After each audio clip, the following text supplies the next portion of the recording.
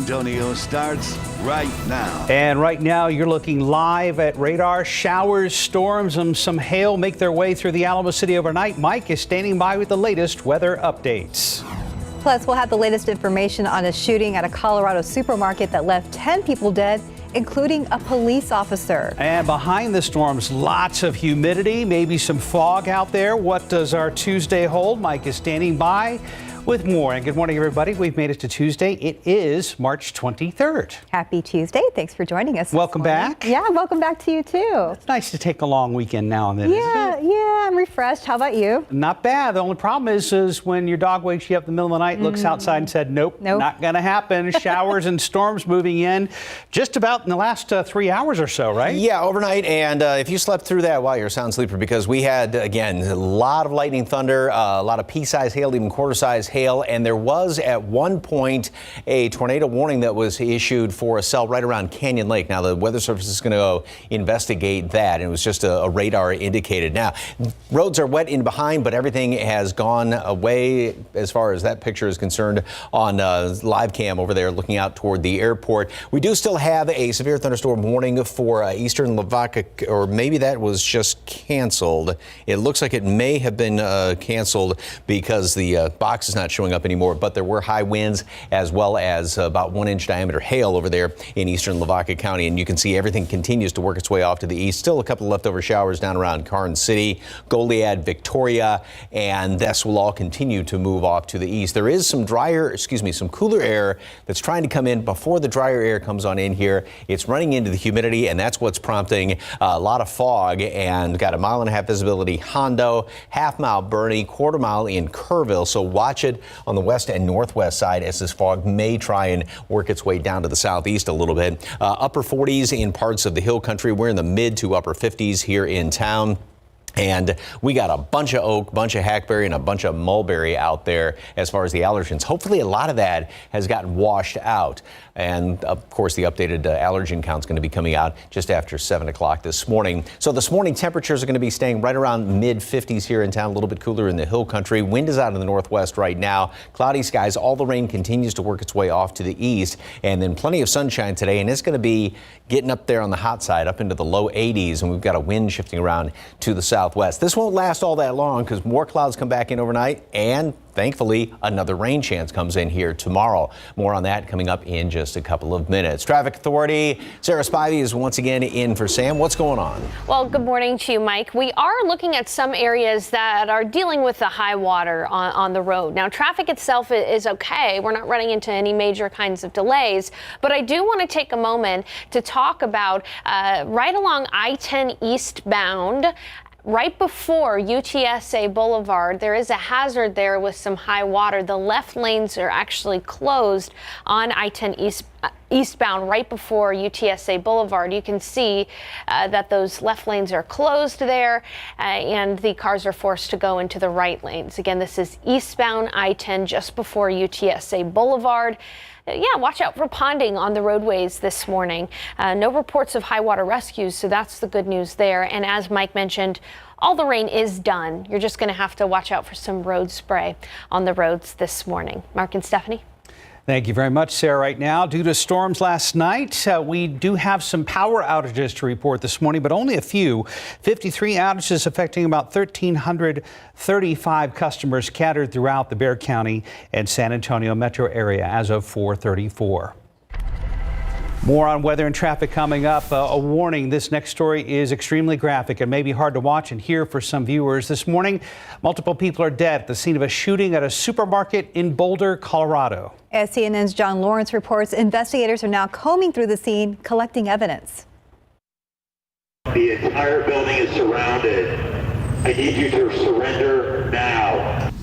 Boulder has suffered a terrible and horrific mass shooting. Multiple people have been killed, including a Boulder, Colorado police officer during a shooting at the King Soopers supermarket Monday afternoon. We know of 10 fatalities at the scene, including one of our Boulder PD officers by the name of Eric Talley. He was 51 years old. He has been with the Boulder Police Department since 2010. An eyewitness capturing moments of horror on camera. Multiple people lying motionless on the ground inside and outside the store as gunshots ring out. Oh my God. Guys, we got people down inside King Supers.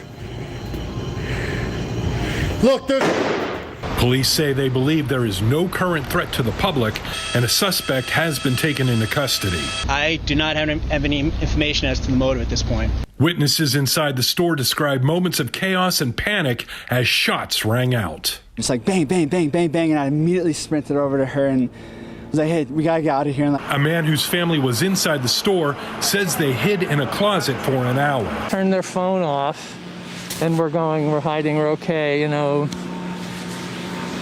The phone would ring and give away their position. I'm John Lawrence reporting.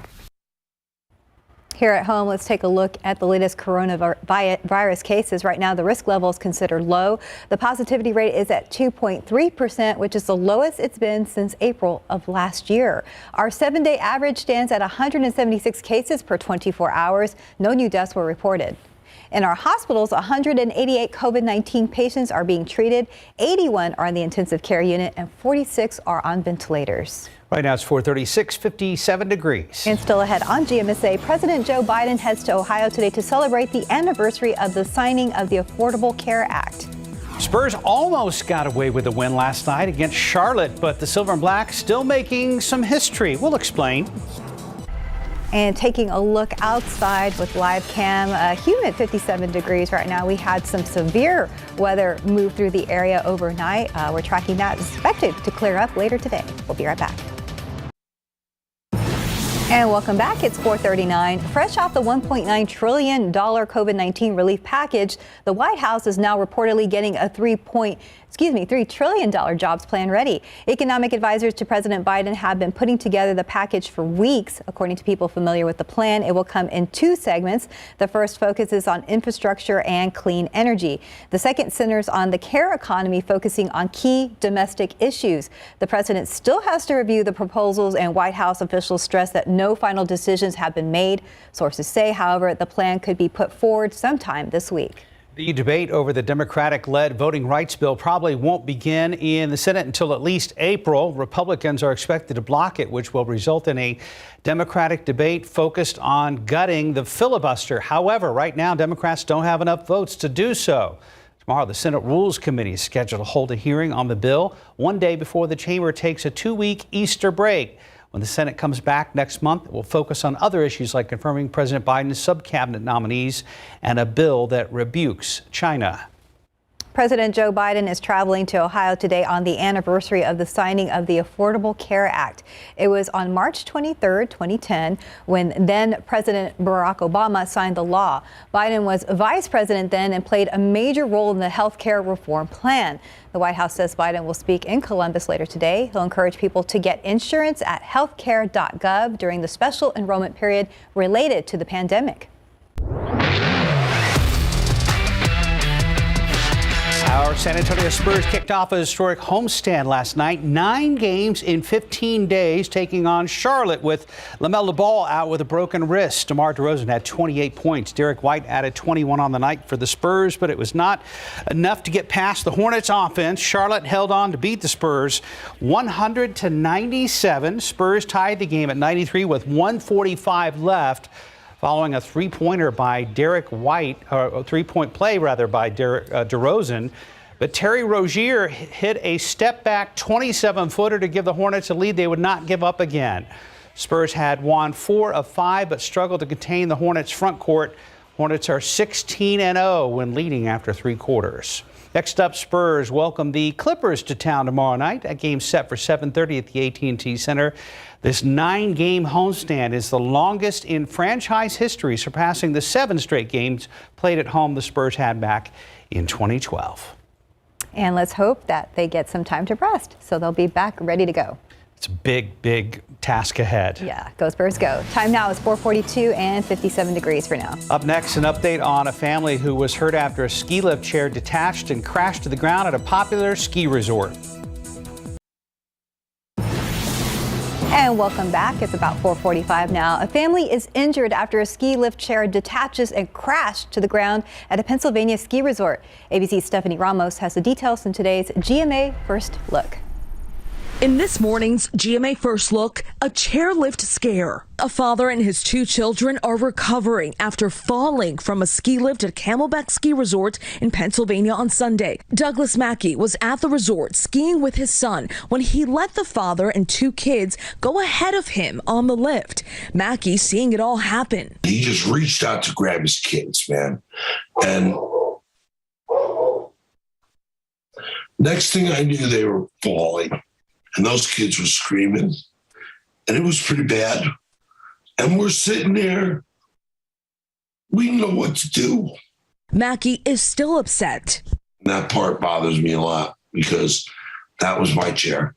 And we'll have the very latest on the investigation into this harrowing accident coming up at 7 a.m. With your GMA First Look, I'm Stephanie Ramos, ABC News, New York.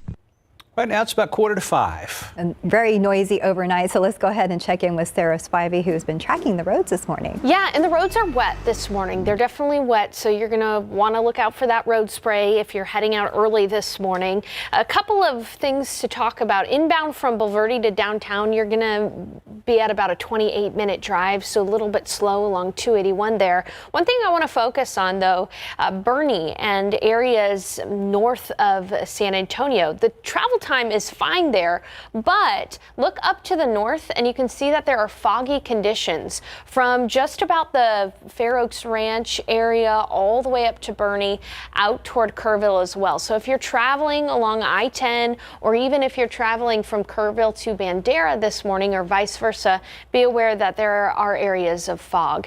Other than that, we did have some high water on UTSA Boulevard on I-10 East. That since has cleared as well, but it's a good reminder that you may run into some ponding on the roads this morning, as well as some fog up to the north. So the roads look okay, just a little wet out there, and I'll continue to monitor them. Thank you very much, Sarah. And Mike, it sounded like somebody's throwing Tic Tacs at my window in the middle of the night last night. Yeah. The lightning, all of a sudden, when those storms moved on through, it sounded like a lightning struck right in our bedroom last night. Yeah. It was that loud. And yeah, the Really pitter-patter of hail. Most of it was about pea-size, but we did get some reports and pictures. This is right around Canyon Lake and on the northwest side, the west-northwest side of town, around SeaWorld, up around Bernie, and then over, especially around Canyon Lake, they were getting about 1-inch diameter or even bigger, about golf ball size hail. And here's a perfect example. And also, this is classic. Notice the layers to that hailstone. And so it freezes up, but if the updrafts are strong enough, it keeps getting blown back up into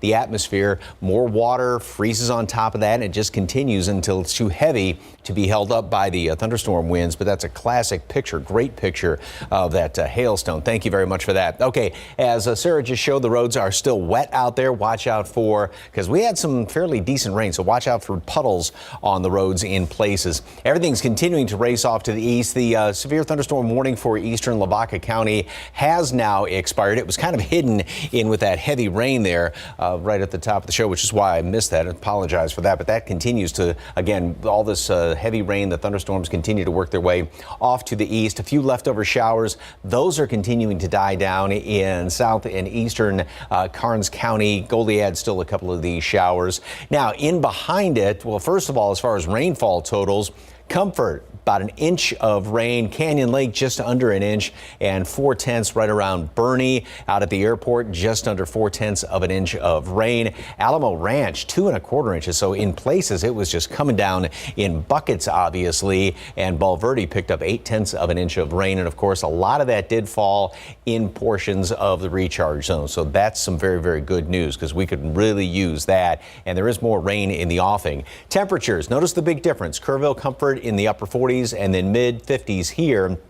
And the humidity, notice these numbers are matching up with some of those air temperature numbers. And so, like Sarah was just talking about with the fog, Hondo's down to 3/4 of a mile. Zero visibility is being reported at Bernie Stage, also at Kerrville, and then going into northwestern Bexar County. So if you're heading out, as you mentioned, on 10, watch out for some of that fog. And as this cooler air tries to push on in here before the drier air can get in, That's what's helping with some of this fog. So that's what we're going to be watching out for this morning. A little bit of fog out there, especially on the west and northwest side. So throughout the rest of today, the drier air is going to eventually move on in here. So it's going to be very comfortable, but the wind's going to shift around to the southwest. And a lot of times when you get that southwesterly wind and dry air, it really heats things up. So we're going to be getting up into the low 80s later on today. Dry air doesn't last for long. Humidity comes back in here very quickly overnight and throughout the day tomorrow, but that's going to lead to a couple of showers around here. So here's the computer model today. Nothing going on, sunshine, good looking day, definitely on the warm side. Here comes the moisture back in here tomorrow morning, and throughout most of the drive time, we'll have some scattered light showers around. Bit of a break in the action during the day, and then overnight, another disturbance is going to be coming on in here. That'll be overnight and then into early Thursday morning with our next chance of rain. A little bit, relatively speaking, cooler on Thursday. Then we heat right back up, and it's going to be pretty toasty, it looks like, coming in here over the weekend. 73 at noon today, mostly sunny skies. Things will continue to clear out as the morning progresses, but watch out for the fog this morning. And then 82 for a high temperature today with mostly sunny skies. Tomorrow, we do have more showers around here in the morning and then overnight into Thursday morning. 80 tomorrow, 75 on Thursday. That's the coolest day, if you call it that, but that's kind of a normal temperature. And then it's back up into the 80s and even some mid 80s over the weekend. You know what those storms were overnight, right? Mother Nature's delayed notification that spring is here. Yes, indeed. Yeah, welcome. It was loud and nasty, and like I said, there was the reports of a tornado warning indicated on radar up around Canyon Lake. So Weather Service will probably send a team there just to investigate the debris to see if it was actually a tornado. Waiting to hear more. Yep. All right. Thank you, Mike. Right now we're at 451, about 57 degrees. And still ahead, Disney Plus celebrating another big success thanks to Marvel, plus why Cardi B is making chart history again. Here are your lottery numbers. Pick 3, 858, Fireball 7. Daily 4 numbers 0444, Fireball 6. Cash 5, 1, 12, 13, 15, 32. And your Texas two-step 3, 4, 30, 32. Bonus ball 27.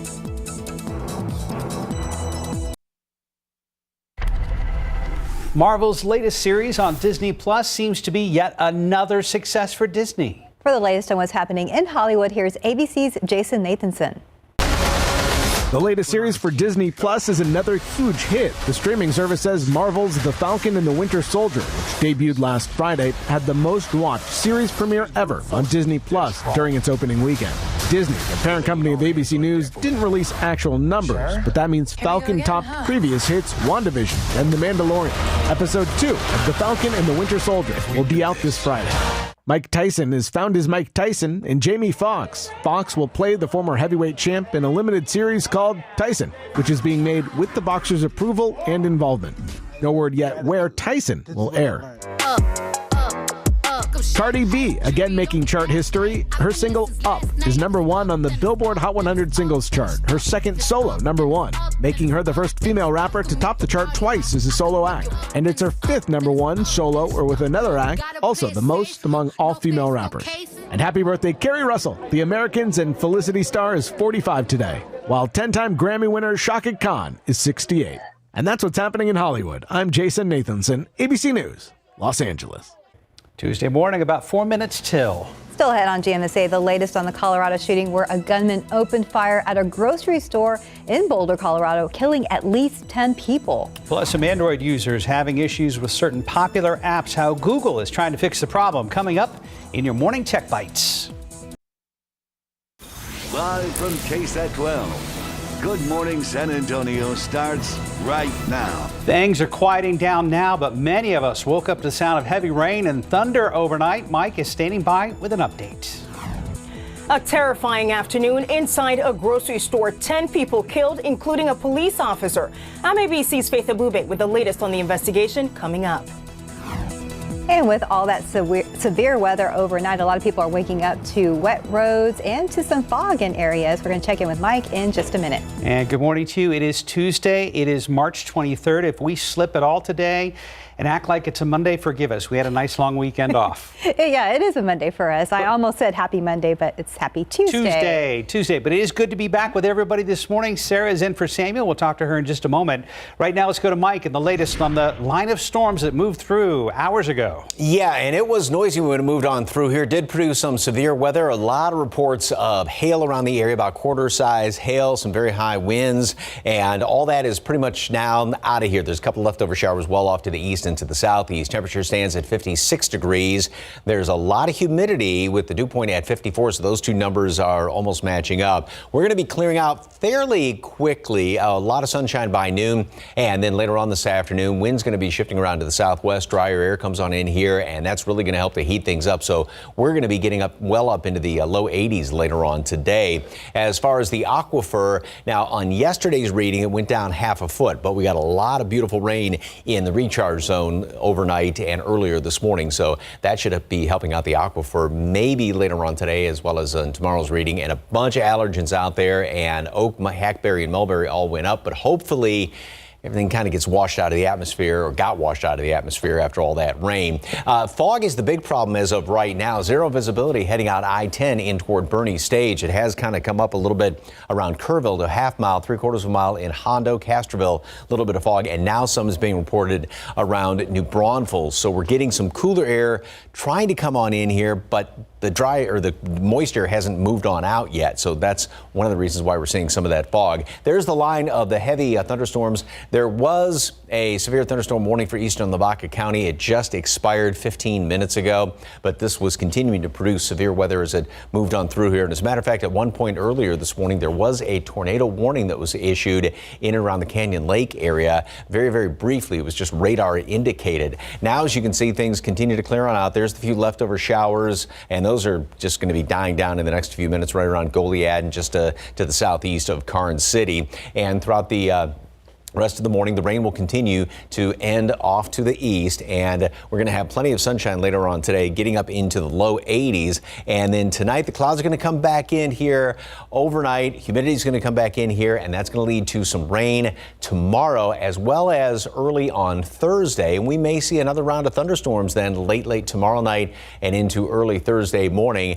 Then we're in store for a very warm weekend. Details on that coming up in just a couple of minutes. Traffic authority, as Mark mentioned, Sarah is in this morning, and any big problems out there? Well, you were mentioning the fog, Mike, and our friends at TransGuide went ahead and changed over the camera so we could see that fog. This is I-10 at Bernie Stage. So before you get out of the county line, kind of right around the Leon Springs area, you can see that fog by looking at the street lamps there. So if you do live north of Leon Springs along I-10, you're going to want to watch out for that dense fog at times. Use those low beams, not the high beams. The low beams help you see better in fog. Let's go ahead and take a look at the map around San Antonio. We do have one issue to talk about. This is on 410 eastbound. There is a lane blocked because of a stalled vehicle on 410 eastbound right at Bandera. So you're going to want to change your route or just be a little bit slower if you have to plan on heading along 410 eastbound there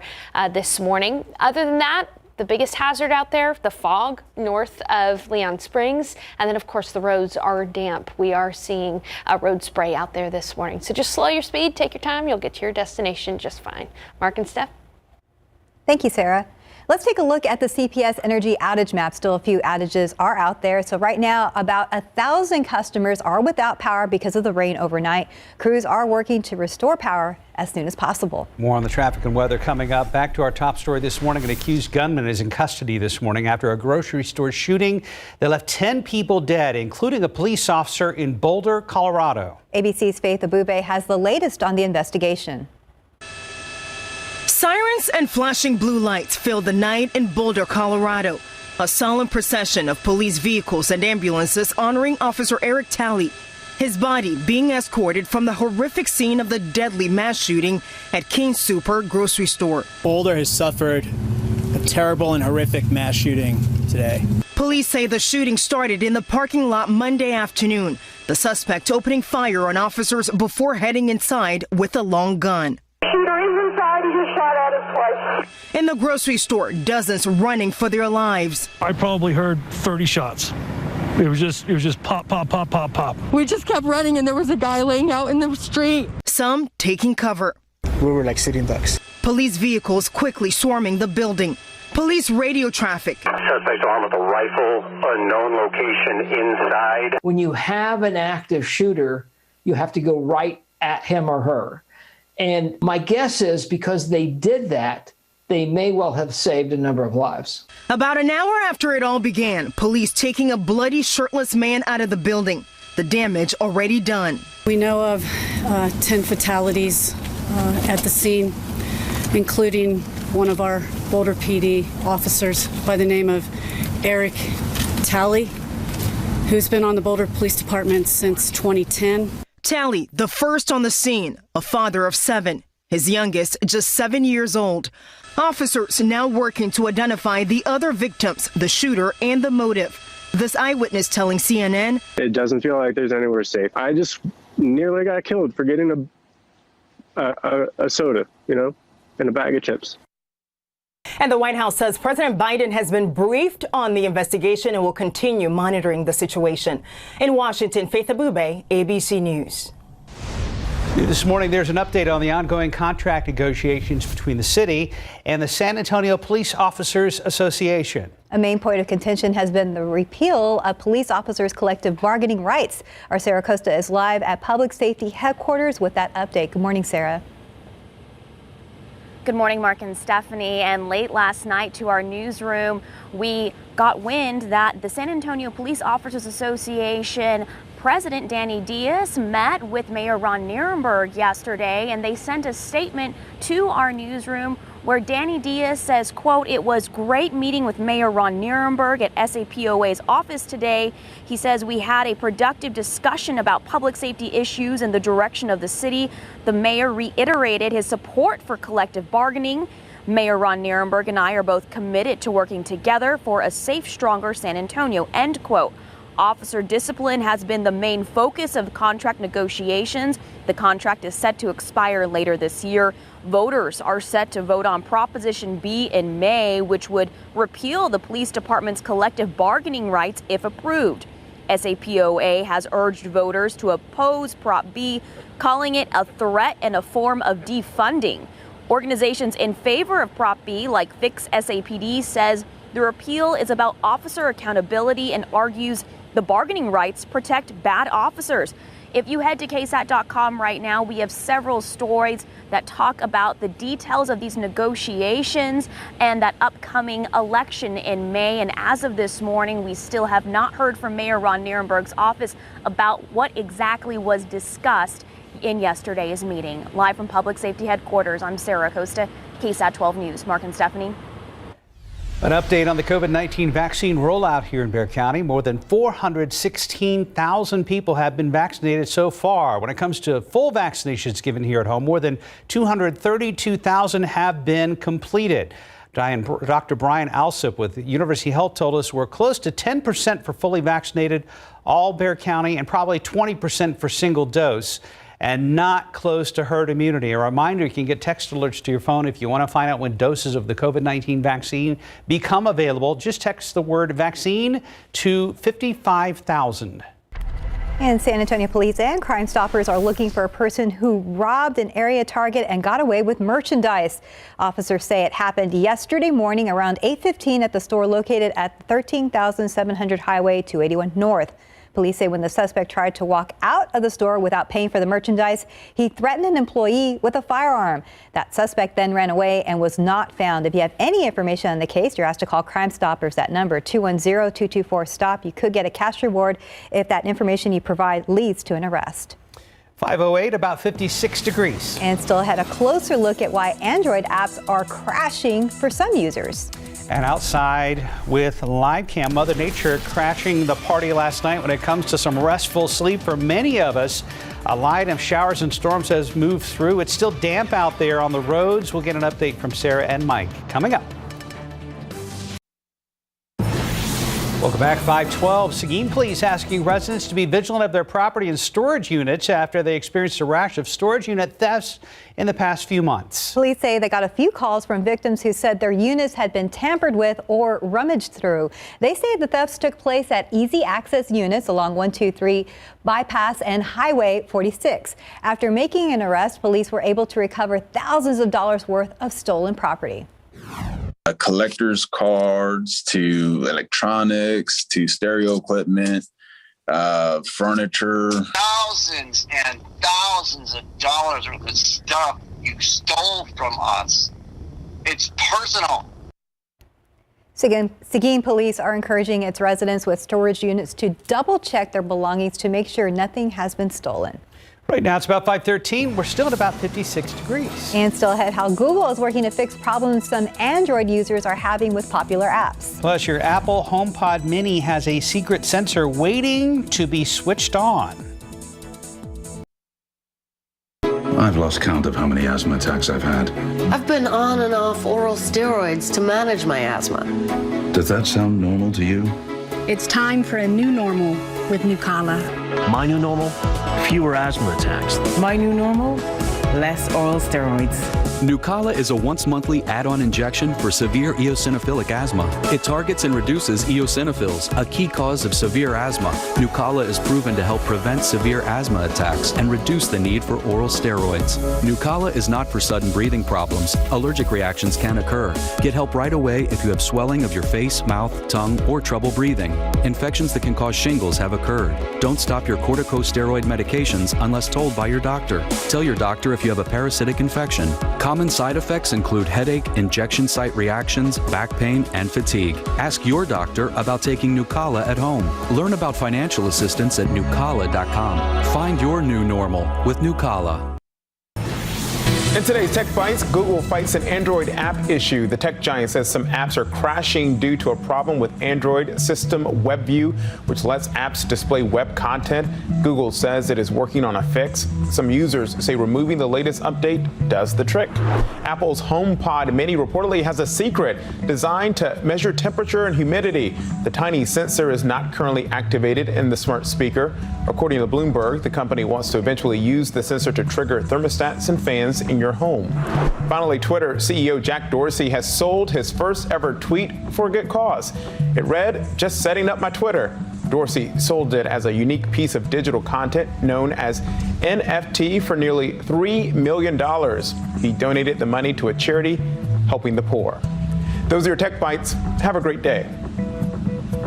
It's 5:17. Samuel is off this morning. Yeah, let's go ahead and check in with our Sarah Spivey. Those roads were a little slick earlier. How are they looking now? They're still slick, but we're not really having any major accidents around San Antonio, which is some good news. I will mention that in addition to the roads being slick, we're also seeing foggy conditions in areas northwest of San Antonio. So pretty much from Leon Springs and Helotes up to the north and to the west. So along Bandera to Bandera, and then also along I-10 up toward Comfort and even toward Kerrville. Foggy conditions up there, and you can actually see that fog on I-10 at Bernie Stage in the northwestern portion of the county. It's not as dense as it is further up to the north, but you can see the fog there on some of those street lamps. So if you do have to drive through that fog, low beams are your best friend. Other than that, travel times coming inbound to downtown San Antonio from New Braunfels along 35, 26 minutes. A little bit of slowdown from Lavernia along 87, 24 minutes. And if you're coming in from Bernie along I-10, watch out for that fog, but your drive time looks pretty good. Inbound at 25 minutes. So again, just the fog and some damp roads to look out for this morning. If coworkers look a little sleepy this morning, it's because they were awakened by Mother Nature overnight. Yes, we were. Our trash cans were all knocked over. Oh, yeah. Leaves. And you watch out for the leaves on the road, too, because I hit a couple of spots where it's really slippery, those wet leaves, and, with all the oak leaves that have been falling around here. This is also what was falling overnight. You may have heard it now. A lot of folks were reporting about quarter, almost golf ball size hail, but then a lot of it was just this pea-sized hail. I heard that on my back deck as well. And, yeah, there were some nasty storms that moved on through here. Again, as Sarah was pointing out, the only thing left over now is wet roads, maybe some puddles on the roads. All the rain continues to work its way well off to the east. We don't have any watches, warnings, anything like that in our area. The last one was in eastern Lavaca County, but that obviously has expired, and you can see the rain has moved on out. Maybe a couple leftover showers and a few leftover showers well down to the southeast. That's pretty much about it. This is going back to about 1:15 this morning, and and right here, that very intense cell, and then you've got that little bit of a kind of a hook right down in here. And this was the radar indicated tornado signature, and that's why the Weather Service did issue at that time, as you can see that red flashing box, the tornado warning in and around Canyon Lake. And again, this was right around 1:15 this morning, and haven't heard definitively, but they may head on out there to check that out to see if there was any debris, and then they examine the debris pattern. That then determines if it indeed was a tornado when it was indicated on radar like that, and they can also determine if there any strength of the tornado by that. 48 right now, Bernie Stage, same thing. Comfort, a little bit cooler now, Bernie Stage, 50 at Rio Medina. And the fog has actually improved slightly now up to a half mile. It was at 0. Same thing in Kerrville, it was at 0. It's dropped down to Castroville. Hondo's gotten a little bit better. Fog around New Braunfels, nothing in and around the metropolitan area, but also down around Pleasanton. So watch out as we're trying to get some cooler air coming in here. And that's before the drier air starts to slide on in. So we've got lots of clear skies in store later on today. The humidity clouds are going to come back fairly quickly tomorrow morning. Some rain around tomorrow morning throughout most of the commute, just some light rain. Kind of a break in the action. Then it's going to pop back up with another disturbance coming in here overnight tomorrow night into early Thursday morning. And Storm Prediction Center also has the marginal risk for a couple of those storms to become severe in portions of the hill country. That'd be late Wednesday into early Thursday morning. So that's something else we're going to have to watch out for. We got some nice rain overnight, which was fantastic. Then we're going to see plenty of sunshine today. 73 at noon, mostly sunny skies. It is going to be on the warm side because the wind's going to be shifting around to the southwest. We get that drier air, and southwesterly wind does really like to help heat us up quite a bit, up to 82 degrees. And then tomorrow, lots of clouds.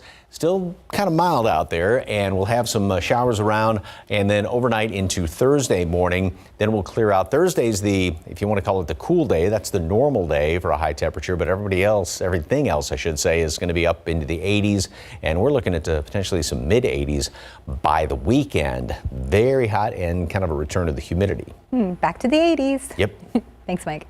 521, about 57 degrees. And up next in your morning spotlight, Ringo Starr considers going country, plus a sneak peek at Every Breath You Take. Movie and music news now, including a sneak peek at a thriller and the latest music from a Beatle. Here's CNN's David Daniel with the Hollywood Minute. Here's to falling on your face, getting back up and winning the race. Ringo Starr gets a little help from his friends on Here's to the Nights from his new album, Zoom In. The 80-year-old legend says he's still exploring different kinds of music. We were doing a track yesterday. I felt that the end results of it could be a country song. It wouldn't be his first foray into country music. Ringo recorded the album Beaucoup of Blues in Nashville back in 1970. Tell me your name. My name's Forrest Gump. Paramount has packaged 10 of its Oscar winners into one set. The Best Pictures collection includes titles from the first ever Best Picture winner, Wings, to No Country for Old Men. The high-def collection debuts on Blu-ray today. I'm not your enemy, Dr. Clark. I never said you were. What is it with you and that man? Sam Claflin, Casey Affleck, and Michelle Monaghan star in Every Breath You Take, about a man who insinuates himself into the life of a psychiatrist and his family. The psychological thriller debuts April 2nd in select theaters and on premium VOD. Locking my doors in Hollywood, I'm David Daniel. Did he say locking my doors? It's always something. He's real subtle about it, too. Very clever. 526, about 57 degrees. And still ahead on GMSA, the White House has a group of senior officials set to visit Guatemala and Mexico this week. We're going to take a look at their plan to address the recent surge of migrants at the U.S. border. Plus, why sharing and celebrating your COVID-19 vaccination on social media may not be such a good thing after all. And we're going to tell you about Dunkin's latest offer that includes free donuts.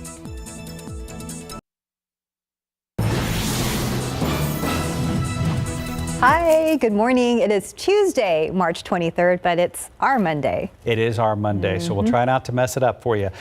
We had showers and storms overnight, some pretty hefty storms. As a matter of fact, there was one tornado warning in there at one point, but Mike says, rest easy, all that's moved out. Yeah, just some damp roads. The tornado warning was issued in and around Canyon Lake, and that was about just after 1 o'clock this morning. It didn't last all that long. Left over now, again, nothing out there, maybe a few puddles on the roads. 56 degrees, a lot of humidity, though. These two numbers are almost neck and neck, and no wind to speak of, and we do have some fog around the area. This is what it looked like last night, and a lot of folks, I mean, the lightning and the thunder. If the rain didn't wake you up and some of the hail, then some of that thunder did. It was loud out there. Bernie Stage, half-mile visibility. Castroville has dropped down to a quarter-mile right now. Hondo, a lot of fog, and Kerrville, some around New Braunfels, down around Pleasanton as well. We're going to have to keep an eye out on the west and northwest side of Bexar County as well for some of this fog to maybe try and move on in here. We've got some relatively cooler air that's trying to slide on in and is running into all this moist air, and so that's why one of the reasons why we're seeing some of this fog. There's no rain being picked up in any of our area as of right now. Everything has worked its way on out of here. We had a lot of reports of severe weather as well in the overnight hours with a lot of high winds and very large hail. A lot of folks sending pictures of some of that large hail. Allergens, hopefully a lot of this gets washed out of the atmosphere from all that rain. Oak, hackberry, and mulberry, but all on the moderate side in yesterday's count. Throughout the rest of today, clouds this morning, some of that leftover fog and some wet roads. 73 at noon, 82 for a high temperature. Big warm up. Wind's going to be shifting around to the southwest, and that's really going to help to heat things up. Much drier air as well. So it's going to be a hot day today. Good news is we have another rain chance, though, coming in here in the overnight hours by tomorrow morning this time, and then even on Thursday morning, some leftover showers. More on that coming up. A closer look at Palm Sunday weekend in just a couple of minutes. Traffic Authority, Sam's off once again today. Sarah Spivey is here. Any big problems out there? Well, you know what, Mike, there really are not any major problems out there right now. And you kind of highlighted the biggest issue out there this morning, which is going to be areas of fog outside of the metropolitan area. So we do have some areas of fog from Bernie out toward Hondo, out toward Kerrville as well. So if you have plans to travel, let's say inbound from Bernie, you're going to have to watch out for some of that fog out there. Other than that, the roads are pretty smooth sailing. This is 35 at Randolph. You can see in both directions the traffic is smooth, and this is 10 at 35. We're even seeing the roads dry up quite a bit as well. It was just about an hour or so ago that we were seeing plenty of water on the roads. I-10 at Bernie, it used to be pretty foggy there at Bernie Stage Airfield, and we're seeing improvements there as well. So things are okay as long as you just slow down and take your time. It'll be just fine. Thank you, Sarah. San Antonio police say they've arrested a man who has been making life rough for a local car dealership. They say he stole thousands of dollars worth of parts right off the cars on the lot. Our Katrina Weber is live where it happened near Interstate 35 and Southwest Military. Now, Katrina, you say this happened more than once. Well, that's right. That's according to the arrest affidavit. It says that the same man was caught on camera here at South Point Automotive not once, but twice. The police say that he would sneak onto this car lot and then go to work underneath the cars. The records show that 36-year-old Roland Ramirez was booked into jail yesterday afternoon, although the affidavit says that these crimes happened back in December. It says Ramirez stole more than $18,000 worth of catalytic converters from several vehicles at this dealership. The crimes were captured on surveillance video. The affidavit says during the second theft, police showed up and caught Ramirez right here in the act. It says he also admitted to officers what he was doing. The police say they found evidence as well that Ramirez sold one of the catalytic converters to a scrapyard. Now, it's not clear from the affidavit why the arrest just happened now when the crimes allegedly happened back in December, but Ramirez is charged with theft. Reporting live on the South Side, Katrina Weber, KSAT 12 News. Thank you, Katrina. Day after day, people keep making their way to the U.S.-Mexico border. That includes more than 60,000 single adults, more than 32,000 families, and more than 11,000 kids by themselves. And according to the U.S. Border Patrol, that's just between February 28th and March 20th. But as CNN's Brett Conway reports, the White House says it has a plan to slow the surge.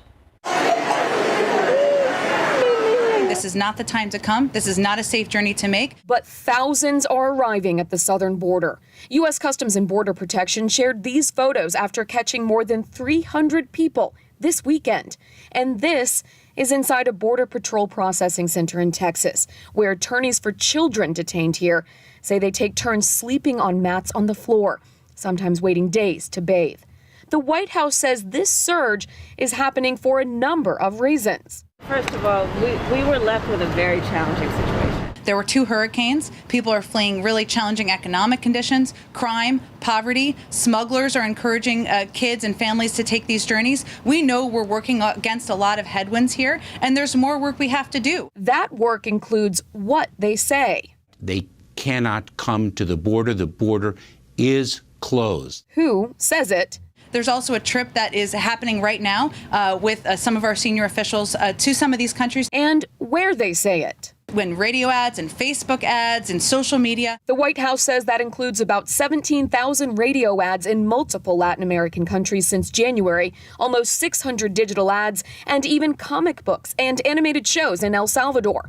Still, one advocate says it's too little too late. The fact of the matter is that this was a known reality that was likely to occur. I'm Britt Conway reporting. One firefighter is missing and another is hurt after battling a large fire at a senior home in suburban New York this morning. An unknown number of residents of the home in Spring Valley are also missing. The injured firefighter suffered a heart attack on the scene. Residents are being taken to other locations on buses. Right now, authorities do not know if anyone has died in this fire. Democrats in Congress renewing their push for Washington, D.C. to become a state. The House Oversight and Reform Committee held a hearing Monday on H.R. 51, also known as the Washington, D.C. Admission Act. Throughout the hearing, Democrats made it clear they see granting statehood to D.C. as a civil rights and representation issue. Republicans dismissed the idea, calling it a power grab and unconstitutional. The chances of D.C. statehood legislation passing in the House and getting 60 votes in the Senate remain small. And home buyers may be having trouble finding their perfect house right now. The National Association of Realtors says inventory of homes for sale was at a record low last month. A little over 1 million homes were for sale in February. That's a record drop of about 30% from a year ago. At the same time, the median home price is now 16% higher than a year ago at $313,000. Now, while home buyers are struggling, the news is good for those selling. Experts say properties on the market are selling quicker than last year. 537, about 55 degrees. And still ahead, we're going to tell you how you can get a free donut from Dunkin' every Wednesday. Every Wednesday? That's what it says. And next, as people get their COVID-19 vaccine, many are sharing their experience on social media. We'll tell you why some say that may be a bad idea. And taking a look outside, live cam, it's about 55 degrees right now. It's a little humid, a little foggy in some areas, so be careful as you head out. We'll be right back. 540, welcome back. As millions of Americans are getting vaccinated against COVID-19, I get mine this afternoon. There is a warning from several government agencies. What you share on social media about your vaccine could make you a target for scammers. CNN's Mandy Gaither explains. After more than a year of the pandemic, you may find yourself wanting to show your excitement over getting a vaccine. But be careful what you share on social media. Happily tell everybody you got the vaccine, but there's no need to take a picture of the card and provide all that information to anybody who can see the photo. Nanette Day, an official with the Department of Health and Human Services, says vaccination cards have personal information, including birth date, vaccine type, and where the vaccine was given. Posting a picture of it could make you a target. It puts together a picture for you, and when the fraudster knows more about you, they seem more legitimate to you, and you're more likely to fall for the fraud. Day says people who have been vaccinated could also be targeted by email. One of the things that we're seeing now attached to that is a widespread email campaign telling people that if they got the Moderna vaccine, that they should fill out a survey about their experience and they will receive some benefit. The benefit never comes. It's a scam. Day says don't respond to unsolicited calls, texts, or emails about the vaccine. We had a complaint yesterday where the person provided photographs of their driver's license, photograph of their Social Security card, and their Medicare number to a completely fraudulent and unsolicited contact. If you need vaccine information, go to a legitimate source like your state or county health department's website. For Consumer Watch, I'm Mandy Gaither. All that makes sense. I didn't know about the vaccine survey follow-up, though. That's not really a survey at all. Interesting. A lot of people might be seeing that and want to help out. Right. So they want my feedback. Of course they do. Just about 5:42. We're at 55 degrees. And coming up next, a closer look at the history of vaccines over the last century and the difference they have made in healthcare. People, of course, have varying opinions on vaccines. With vaccines now an equation against the fight against COVID, the debate on them has come up again. Our Sarah Costa takes a look at the vaccines that have been developed in the last century and the impact they have made. It's something that's been debated for decades, and now that we have multiple COVID-19 vaccines available, it's become a hot topic once again. We're talking about vaccines, so let's examine the vaccines that have been around for a while and the effect that they've had on our communities. Regardless of where anyone stands on the matter, we know that vaccinations have been protecting us from diseases for decades now. So let's take a look at a couple of vaccines that have impacted our lives. Number one, chickenpox. It's easily transmissible and there is no cure. There's also no way of knowing who will have a serious case. In 1995, the chickenpox vaccine was added to the immunization schedule for children. A booster was added in 2006.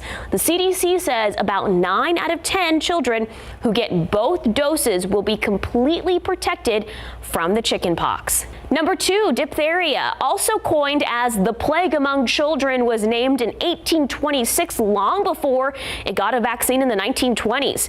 In 1921, the United States recorded 206,000 cases, which resulted in 15,520 deaths, according to the History of Vaccines website.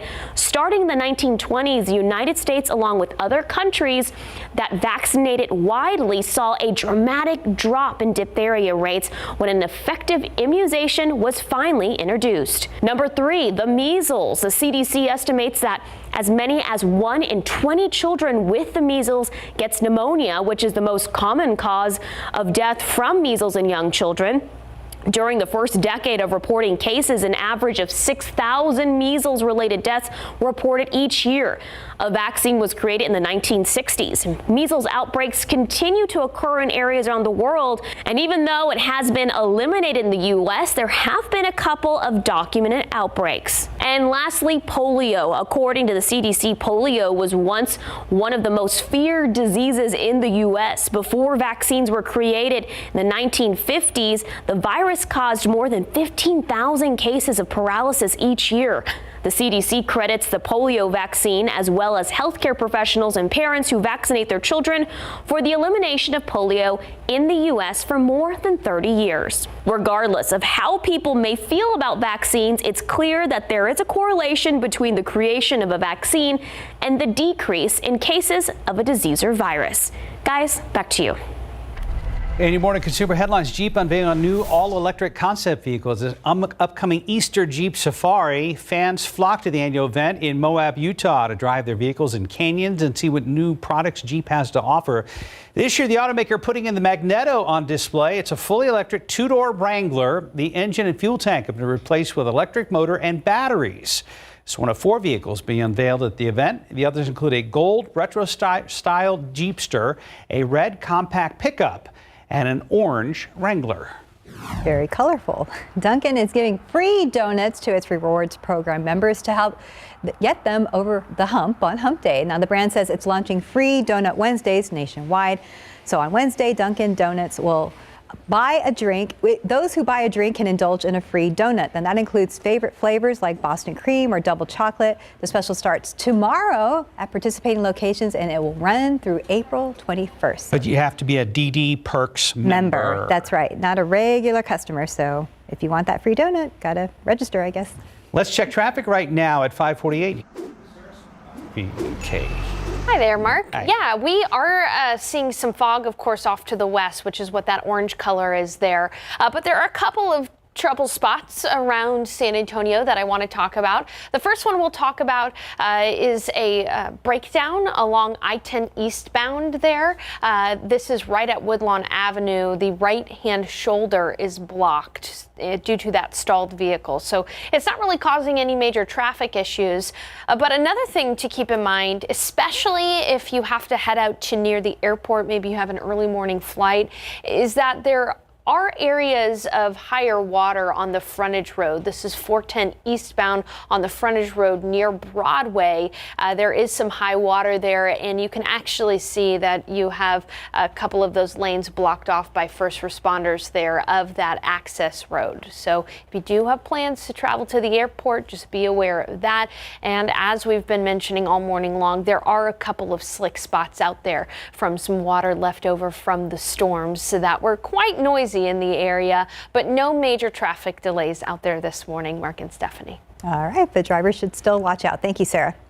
Checking rain gauges around town, Mike Osterhage. Yeah, a lot of folks picked up some beautiful rain in the overnight hours. It was really coming down, and this one has just about a half an inch of rain.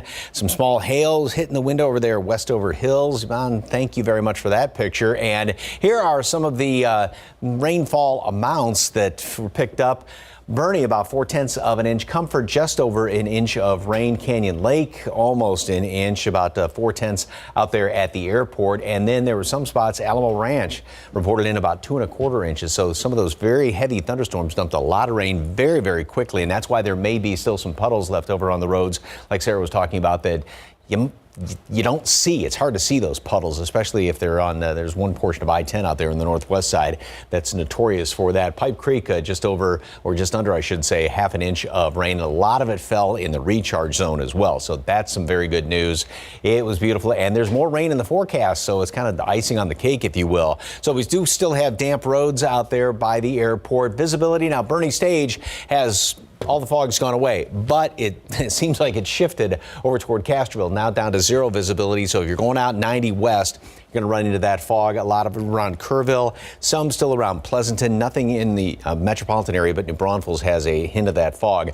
All of the rain which moved through overnight, those thunderstorms, the hail, even that tornado warning that was issued at one point up around Canyon Lake, everything's moving off to the east. No leftover rain around here. Mid-40s hill country, mid-50s here. Bernie Stage is now down to 46 degrees.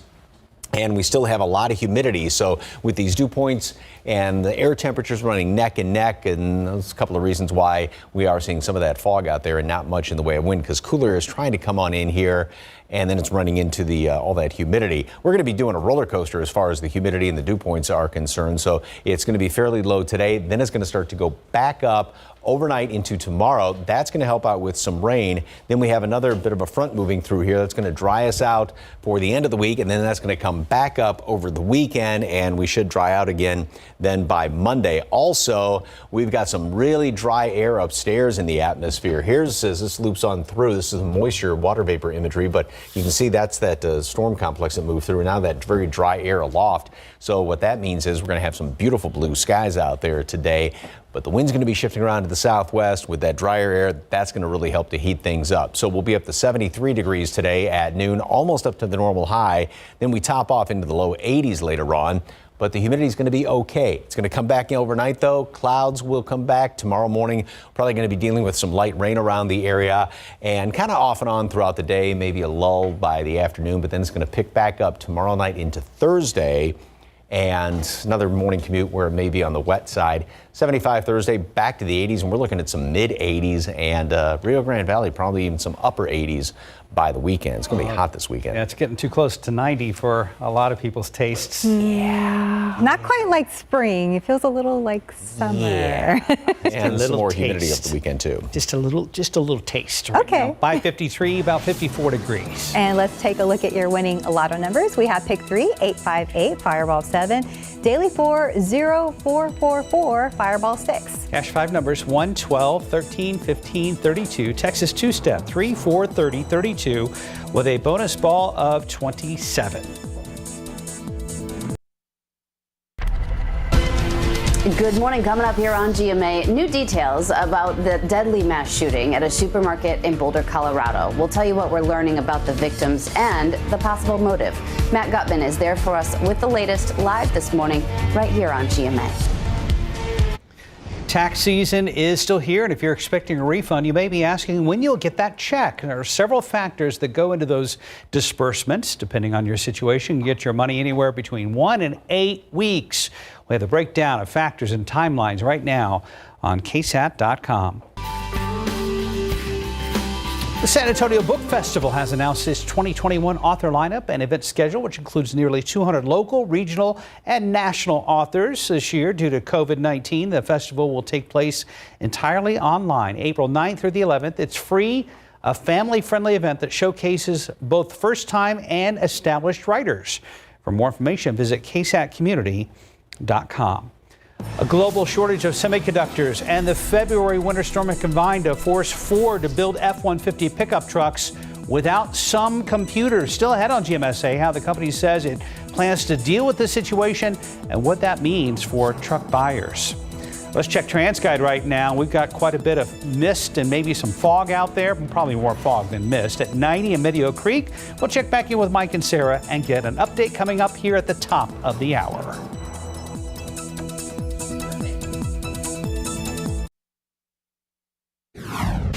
We have an update in the ongoing contract negotiations between the San Antonio Police Officers Association and the city. Good morning, I'm Sarah Acosta. What the union's president is saying about a meeting that he had with the mayor yesterday.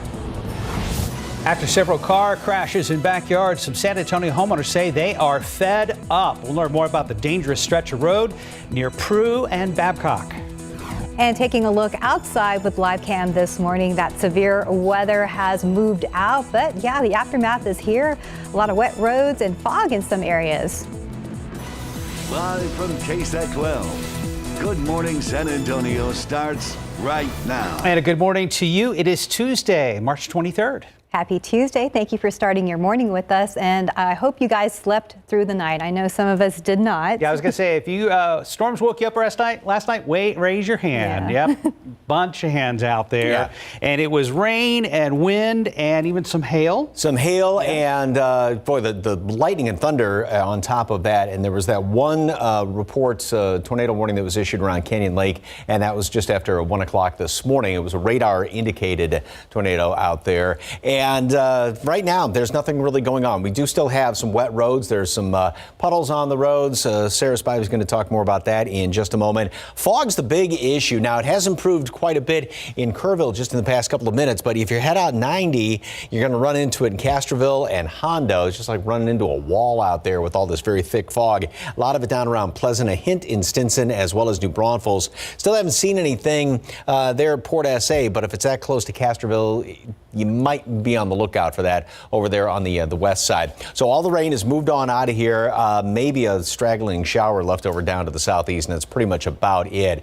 Yesterday's allergen count, oak, hackberry, mulberry on the moderate side, a lot of it out there. Ash, grass, hopefully the rain washed all that out of the atmosphere. And throughout the day, temperatures will be right around mid-50s here in town. Again, watch out for a hint of fog, and we'll still keep clouds around, but things are going to clear out pretty quickly throughout the morning hours. We're going to have a lot of sunshine by noon, make it up to 73 degrees. And then the wind is going to be shifting around out of the southwest. And so what that's going to do, combined with this dry air, is really help to heat us up. So that's going to put us up into the low 80s later on today. And we're going to be seeing a whole lot more of that by the weekend. But before that, as a matter of fact, overnight and tomorrow, we do have a rain chance around here. We'll talk about that coming up in just a couple of minutes. Hitting the roads, traffic authority. Sam's off today. Sarah Spivey, what's the latest? Good morning to you, Mike. Yeah, you were mentioning that fog off to the west. So that's the first thing that I want to start with. Fog off to the west along Highway 90 out toward Hondo. All of that orange color there indicates some fogginess that might impact road conditions. And you can see this is 90 at Medio Creek. You can see the fog here on both sides of the highway, both the westbound and the eastbound lanes of 90 at Medio Creek. So the best thing you can do in foggy conditions is just use the low beams rather than the high beams. The high beams actually tend to scatter your vision in the fog particles and make it even more difficult to see. Another thing that I want to mention is near the airport, and if you have an early morning flight or you travel along 410 near the airport, just know that the eastbound frontage road of 410 near Broadway, there's actually a couple of lanes there that are closed because of some ponding on the roadways, some high water there. So just be careful on the roads. Watch out for some of that ponding, especially on some of the underpasses and some of the usual areas that might be experiencing some high water. Of course, I'll keep you updated. Mark and Steph. Thank you very much, Sarah. All morning, we've been updating you on power outages that could be storm related. Right now, we have 1,408 customers in Bexar County area without power as of 6:04. Steph? Thank you. San Antonio police officer discipline and their bargaining rights have been under fire the past several weeks during contract negotiations between the city and the police union. This morning, we have an update to the ongoing talks between the city and the San Antonio Police Officers Association. Our Sarah Costa is live at Public Safety Headquarters with the latest. Good morning, Sarah. Good morning, Stephanie. And late last night, we learned that the San Antonio Police Officers Association's president, Danny Diaz, met with Mayor Ron Nirenberg yesterday, and the Officers Association actually sent our newsroom a statement from President Danny Diaz that says, quote, "It was great meeting with Mayor Ron Nirenberg at SAPOA's office today. We had a productive discussion about public safety issues and the direction of the city. The mayor reiterated his support for collective bargaining. Mayor Ron Nirenberg and I are both committed to working together for a safe, stronger San Antonio," end quote. Officers' discipline has been the main focus of contract negotiations. The contract is set to expire later this year. Voters are set to vote on Proposition B in May, which would repeal the police department's collective bargaining rights if approved. Now, SAPOA has urged voters to oppose Prop B, calling it a threat in a form of defunding. Organizations in favor of Prop B, like Fix SAPD, say the repeal is about officer accountability and argues the bargaining rights protect bad officers. At this time this morning, we haven't heard from Mayor Ron Nirenberg's office what was actually discussed in yesterday's meeting. If you head to KSAT.com, you can read the full details on these ongoing contract negotiations and what voters are set to vote on this upcoming May. Live from Public Safety Headquarters, I'm Sarah Costa, KSAT 12 News. Mark and Stephanie. Thank you, Sarah. One man facing charges for stealing catalytic converters at a Southside auto shop. 37-year Roland Ramirez was arrested in connection to the theft, according to an arrest affidavit. It said Ramirez was caught on camera crawling underneath cars and then cutting out the catalytic converters way back in December. Video surveillance showed Ramirez putting them in a backpack and running off. However, several days later, Ramirez was seen again trying to steal auto parts at the very same lot. According to the affidavit, the shop owner called police, who found him hiding under a car and arrested him. Some homeowners in a Northwest Side subdivision are tired of car crashes in their backyards. They live along Prue Road near Babcock. Now, one property owner told KSAT that 5 vehicles have crashed into his yard, 2 of which happened in the past couple of weeks. Neighbors are asking the city to look at the speed limit and road design to help with the solution. The speed limit is supposed to be 40 and it's on a hill. The homeowners shared several photos of crashes as well to show that they are not exaggerating. That's what we call this little curve right here, Dead Man's Curve, because this is where the accidents happen, on that side. 90% are that side. All of this can be replaced, but if he happens to come over here, we might lose a life or 2. District 8 Councilman Manny Pelaez says his office is working with SAPD and Public Works to find short and long-term solutions to the problem. A process put on pause amid the pandemic is now back underway. Jury selection in the capital murder trial of Otis McCain began yesterday after a delay stretching over 3 months. Potential jurors being questioned over their views on the death penalty. It's a punishment McCain could face if he is convicted. He's accused of brutally shooting San Antonio Police Detective Benjamin Marconi in the head more than 4 years ago. So far, 8 jurors are in place, but there are plans to seat a panel of 12 plus 3 alternates. The Seguin Police Department is asking everyone to stay vigilant after a string of storage unit burglaries over the past few months. Seguin police say they got a few calls from victims who said their units had either been tampered with or outright rummaged through. They say this thefts took place at the easy access units along the 123 bypass and Highway 46. After making an arrest, police were able to recover thousands of dollars worth of stolen property. Collector's cards to electronics to stereo equipment, furniture. Thousands and thousands of dollars worth of stuff you stole from us. It's personal. Seguin police are encouraging everyone with storage units to double check their belongings and make sure nothing has been stolen. To the pandemic, local health officials are reporting 166 new cases of COVID-19 in Bexar County. Mayor Ron Nierenberg says the 7-day moving average is now at 176 cases per day. He also reported that the weekly positivity rate is down to 2.3%. The mayor says it is the lowest percentage since health officials began to track it last April. Right now, health officials report more than 416,000 people have received the first dose of the vaccine, and more than 232,000 are fully vaccinated here in Bexar County. This morning, the National Institute of Allergy and Infectious Diseases says AstraZeneca may have used partial data when it announced the results of its U.S. trial of its COVID-19 vaccine. That, according to the Washington Post. The agency released a statement saying it was concerned about outdated information from results released yesterday. It urged the company to work with U.S. agencies to review the data and release the updated info. AstraZeneca said its vaccine is 79% effective against COVID and 100% effective against severe illness. And time now, it's about 6:10 and about 54 degrees right now.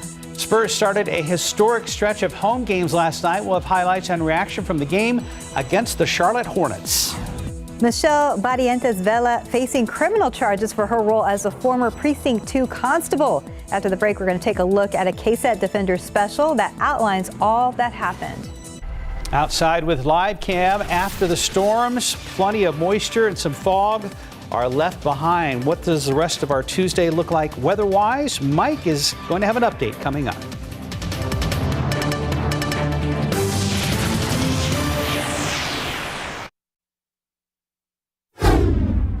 And welcome back. It's about 6:13. Back here at home, she claims she's the victim of a good old boy system. But others say that ex-constable Michelle Barrientos Vela abused her authority and her power. Those allegations were uncovered by the KSAT 12 defenders. That is the topic of a 1-hour special called Downfall, airing this Thursday at 9 p.m. for nearly 3 years now. Investigative reporter Dylan Collier revealed problem after problem at Precinct 2, finally leading to a law enforcement investigation and criminal charges filed against the controversial constable. Do you regret your treatment of Leo Moreno and Chris De La Cerda? They are named in the indictments. The yellow journalism that has been trayed out here against me is with this individual standing right here today. He has alleged lots of allegations Even against after your me. indictment, you're still going to throw Yes, that out there? I am. Wow. Yes. Okay. And so if anybody should be apologizing to the community, Mr. not gonna Dylan come Collar, from you. it is you. Okay. And you will learn how it all happened, along with previously unseen exclusive video in this KSAT 12 special program. That's Downfall this Thursday at 9 p.m. Waiting for a traffic update? Wait no longer. Here's Thank you so much, Mark.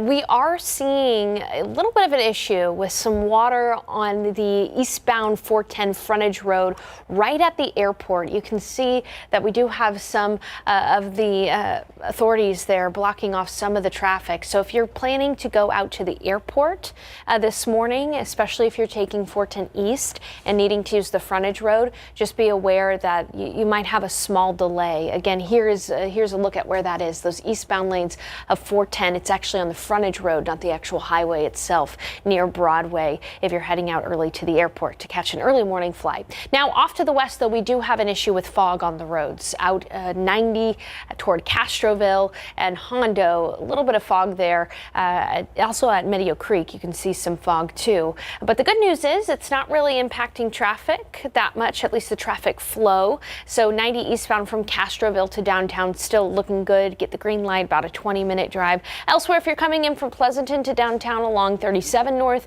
just know that's going to take you 28 minutes. And if you're coming in from Lytle 35 northbound, that's going to take you about 18 minutes. Watch out for some ponding on the roads, too. We did have quite a bit of rain last night.